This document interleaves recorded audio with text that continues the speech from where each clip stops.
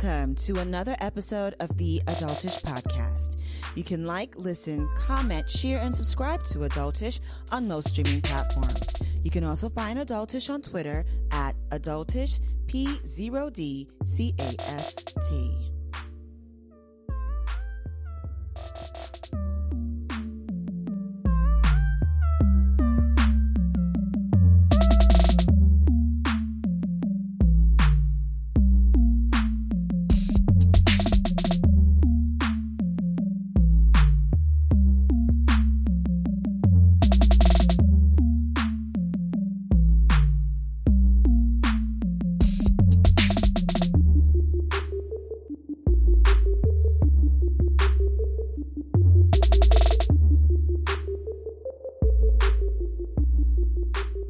Welcome back, everyone, to a brand spanking new episode of the Adultish Podcast. It's your host, Afiya, and I'm joined by my lovely co-host, Mr. Vincent Bernard. Vincent, say hello to the world, darling.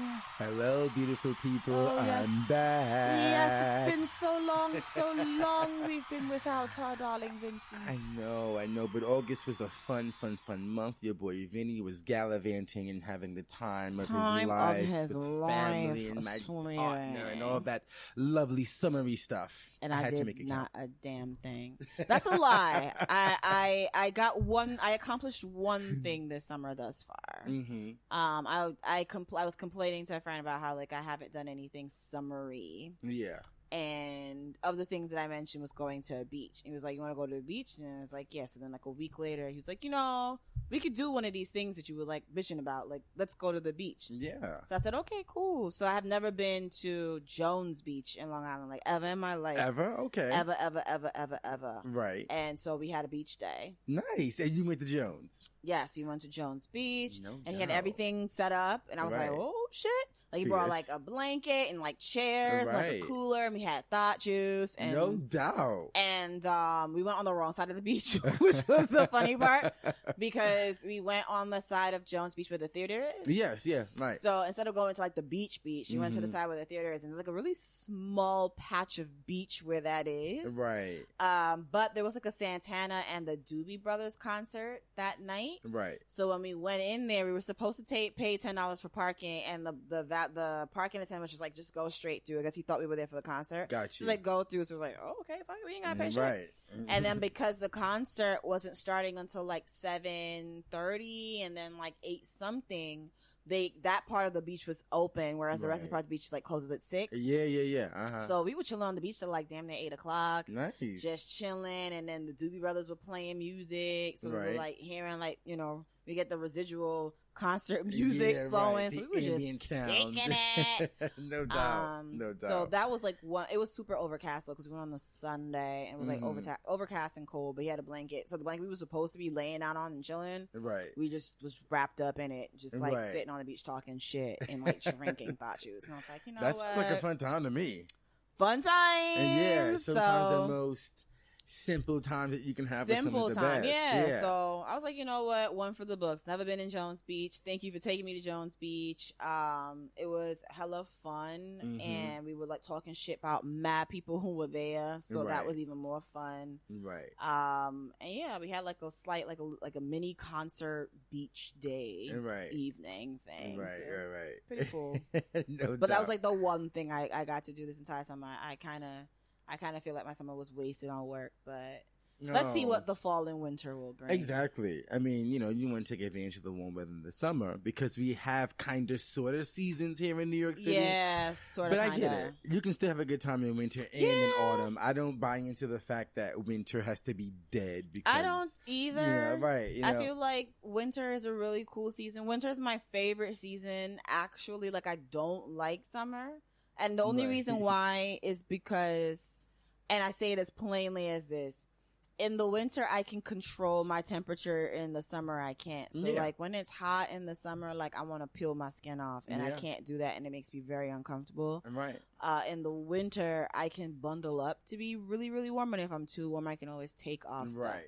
The only trade-off is just that snow. That's the only real trade-off in the winter. But other than that, like, you can still have tons of fun in the winter. Yeah, you have to walk around in a puffy coat, blah, blah, blah, blah, blah. But, like, you can go to a place and take off your puffy coat, still have your hoochie mama outfit on, and, like, do whatever you want to do. Just can't wear open toes unless you're that brave. And I've seen bitches wear open toe shoes in winter. Oh, absolutely. So, kudos to y'all, because that ain't me. I'm out here in these boots and these thigh-high, like, stockings and socks. Hell yeah. Y'all can go ahead with that. And still, you see, they still living their best lives in winter. So, Amen. Let's see what the fall and winter bring. Hopefully, like, I actually get to do some shit this fall and winter.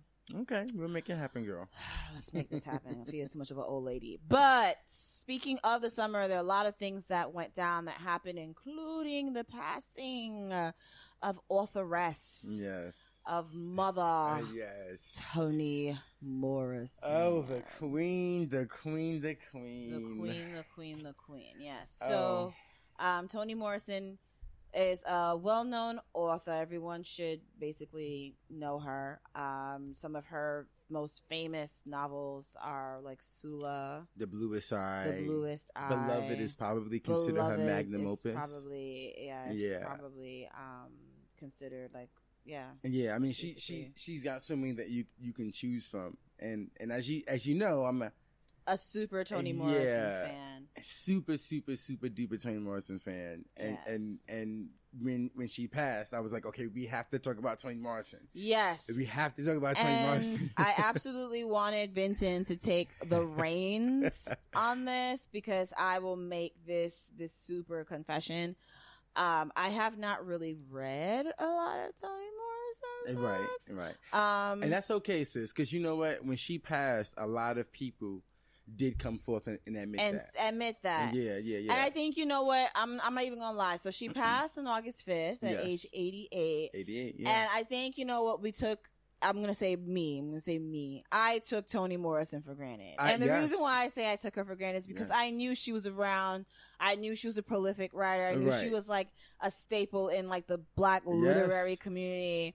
And so I'm like, oh, there's Toni. I can always read a Toni Morrison book. Oh, you know, like it's there. I'll always read it. And I think in me doing that and her passing, like now I feel like less connected to her than I should have while she was alive reading that. No, I understand. So now I feel guilty about the fact that I didn't read it because, you know, like I didn't get a chance to basically acknowledge her while she was alive. Right.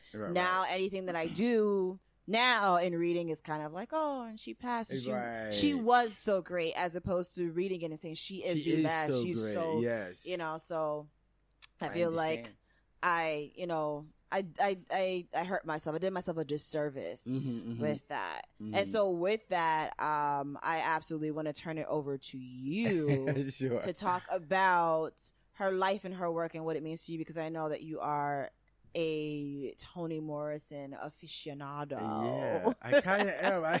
If there's anything I'm an aficionado on, it would be Miss Mother Morrison. But where do I begin? So first off, Toni Morrison is probably my greatest teacher, because when I have many teachers many authors who are teachers to me as a writer, but she would probably be the most important one, because I know the people she writes about. Right. They are my family members. They are a lot of the times they're me. And one thing I will say before I launch into my monologue about her is that I got a chance to meet her twice. Oh wow. I did. And the first time I met her was in 2003. There was in March, for March is Women's Month, and there was a celebration of women authors, and I got a chance to meet Sonia Sanchez and Nikki Giovanni. Toni Morrison was there. And at the time, of course, you know Toni Morrison, because like you were saying, she's ubiquitous. She's everywhere. If you study any kind of literature, even in high schools, they teach her books. But I don't think I really was aware of what was in front of me, who was in front of me. And so at the time, it was 2003, her novel Love came out. It was about to come out, or there were readings of it. And I got a chance to like shake her hand. I was with another coworker of mine who loved her. And that was the first time I saw her. So after that, I went to the library and I got The Bluest Eye. And I started reading The Bluest Eye. And at first I was no, that's not right. That's not true. I started reading Beloved first. Now, if anyone knows Beloved is dense. And when you first start that novel, When you first start the novel, it starts off with the line, 124 is spiteful. It's full of baby venom. That's how she starts the line. And I read like maybe the first 2 pages and it was a wall of text. So I'm like, I can't penetrate this. But then I started with The Bluest Eye, which is her first novel, and then read Song of Solomon, and then read Sula. And those are her first 3 novels. And in my opinion, Sula and Song of Solomon are her best works to me. And I feel like they're her most accessible. And as I was saying, Toni Morrison has a way of writing about Black people in which our flaws are very present. They're there. You read them. You have to absorb them. A lot of them are uncomfortable. But then she also finds a way to infuse it with a sense of beauty, because the language and her lyricism and her prose is there. And I remember reading an article one time where she said she doesn't like when people describe her prose as poetic. But when you read it, there's no other way that you can see her words, because that's just what they are. Anyway, I'm just kind of like...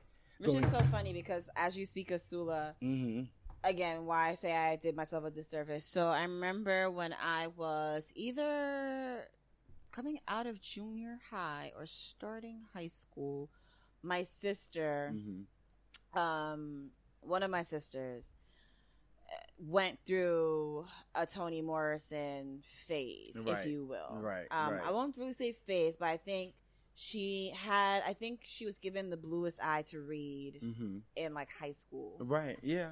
And she read it and she was so, I don't know, enamored with the book, I guess. She started reading other Toni Morrison pieces, including Sula. Right. And so Sula was like the first book that my sister gave to me and was like, you should read this. Like, you should really read this. And the thing is, again, at the time, I'm kind of like... Yeah. And I think it's because, like, as I started reading it, I don't know, it's not a matter of me not connecting with it, but I think I wasn't able to connect with it at that time. Like, as this, amen, kind of like weird, like, preteen, teenager, and it's like, I didn't want to be deep. I was like, and your mind wasn't ready for that. Yeah, my mind wasn't ready for it. So, like, I wasn't consuming it the way in which I think my sister was hoping that I would consume it. And so it was a book that was, like, on my bookshelf for, like, a really long time. And I think, like, after many years of my sister seeing it there, she was like, I'm going to take out my damn book. And she took her book back. It gets like that with Mother Morrison's books. She took her book back. So, again, looking at it, again, like I said previously, with me feeling like I did a disservice, because again, it sounds like she wrote a lot of prose, and again, she wrote for the Black folk. Yes. I remember seeing this clip the other day, as people are honoring her and talking about her in the midst of her passing, was the interview that she did with, I can't remember who, but it was like a white woman, European, Australian. Oh, I know what you're talking reporter, about. Go into it, girl. And the woman asked her, like, do you think you would ever write like a book about white people? Yes. And what was her answer? She basically said you would never ask a white person if they would write a book about Black folks. Amen. And what was so great about that is, I'm getting goosebumps, is she... You can tell that she was holding back. She was. So much rage. She absolutely was holding back. Yes. It almost, you could tell she was being really diplomatic. Oh, yes. About her response. Yes. Because she wanted to snatch that woman's wig all the way off. To the white meat. Just scalp her. Scalp her. But she was being so diplomatic in the way in which she let the words flow out her mouth, because... basically she's looking at her like, you would never ask a white man to write about the Black experience, because, it's accepted. Whatever the white man writes is accepted, and that's universal. Everyone should be able to, take that in and be relatable to that, or can relate to that. But with a Black author and works about Black people, it's now an issue if I'm writing solely for the Black. And then she continued to talk about the idea, like, when Tolstoy wrote his works, he never meant it to be translated out of Russian. He wrote Russian for Russian people. Exactly. And it's only because someone wanted to read his piece that they translate it from Russian to English and all the other languages that people are reading it. But Tolstoy never sat down somewhere and said, I'm going to write this book for English speakers. Or about Asians. Or write about Asians. And you would never ask people who were creating these, quote, great works of fiction and these great works that were happening, why didn't, this person write about Asians or this, or Native Americans or whatever? And she said, do you know how incredibly racist